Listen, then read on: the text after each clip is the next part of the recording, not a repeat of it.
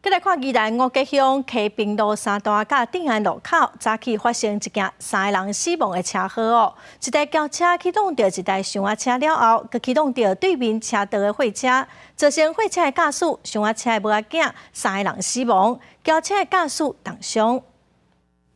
一台姓吴查甫人驶轿车，车辆早起伫五吉乡溪平路往宜兰市方向，技术车速伤过紧，弄头前箱仔车车尾，佮对向小货车相撞，弄个真大声，附近人拢听到，这车祸造成3死1伤。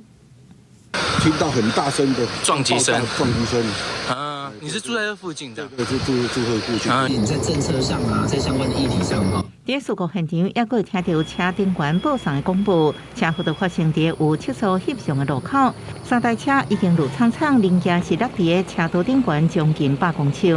他的家属，看一下，要不要看一下？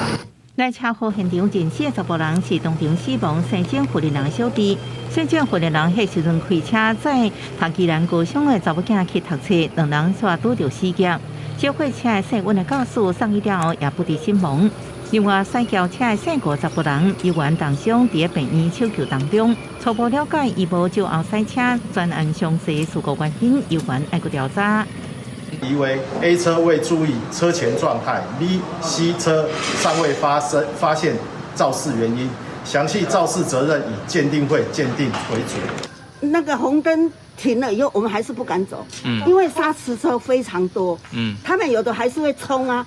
这溪平路2礼拜来已经发生第2件死亡车祸，顶个月29，才发生小货车为路边起步，互2台机车弄到的事故，1人死亡。附近的人这期因为路上过低，测速翕相煞无济，所以车速拢真紧。附近运动的老大人都算有车红灯严加过车路，死亡车祸常常发生。希望公部门赶紧改善这条路的交通环境。记者综合报道。